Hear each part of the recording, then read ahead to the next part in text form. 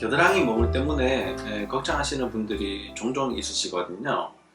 유방 통증뿐만 아니라 겨드랑이 쪽에 생기는 것들은 유방에 생긴 여러 가지 문제들이랑 겹쳐질 수 있기 때문에 항상 우리가 유방도 같이 신경 써서 관리를 하고 있는데, 그 중에 많은 퍼센테이지들은 겨드랑이 부위에 생기는 피지낭종 또는 피하낭종 또는 쉽게 종기라고 얘기를 합니다. 그런 것들이 제일 사실 많고요. 그렇게 생기면 주변이 좀 벌게지고 아프고 붓고 이런 증상들이 좀 흔하죠. 물론 겨드랑이에서 만져지는 다른 멍울들도 있습니다. 임파선이 좀 커졌을 경우에 그런데요. 겨드랑이 임파선들은 팔에 문제가 생기거나 가슴 상체에 문제가 생겼을 경우 겨드랑이 임파선이 커지게 됩니다. 물론 임파선이 주로 위치하고 있는 곳이 목, 겨드랑이, 사타구니인데요. 그 근처에 문제가 생기면 그쪽 겨드랑이 임파선이 커지게 되는 거죠. 그래서 겨드랑이 임파선에 문제가 있다면 유방이랑 팔 쪽을 좀 면밀히 관찰을 해보시는 것이 좀 필요하실 것 같고요.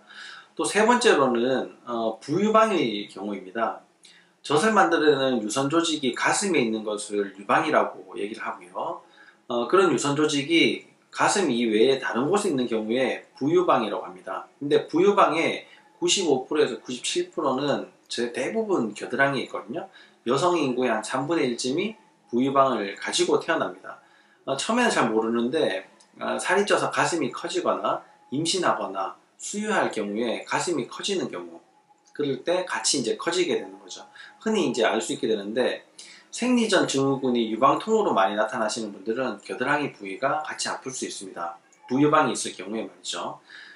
부유방에 유선 조직이 붓는 것처럼, 부어서 가슴이 아픈 것처럼 부유방이 부으면 똑같이 아플 수 있고요. 그게 멍울처럼 만져질 수 있습니다. 겉으로 봐서는 이게 피지낭종인지 부유방인지 겨드랑이 멍울인지 잘 분간이 되지 않을 경우들도 있지만, 대부분 염증 때문에 생기는 피지낭종은 우리가 쉽게 구별을 하실 겁니다. 일단은 보시면은 아하, 이게 종기구나 라는 걸 알아채실 수 있고요. 나머지는 검사를 해보시고 좀 더 정확한 판단을 하셔야 되는데, 부유방이거나 겨드랑이 멍울 같은 경우에는 수술을 해야 될 가능성들은 별로 없고요. 피지낭종일 경우에는 크기에 따라서 그냥 간단히 고름만 짜내야 되는지, 아니면 그 절개 자체를 해서 고름 주머니를 다 드러내야지 되는지는 상황에 따라서 좀 달라지게 됩니다.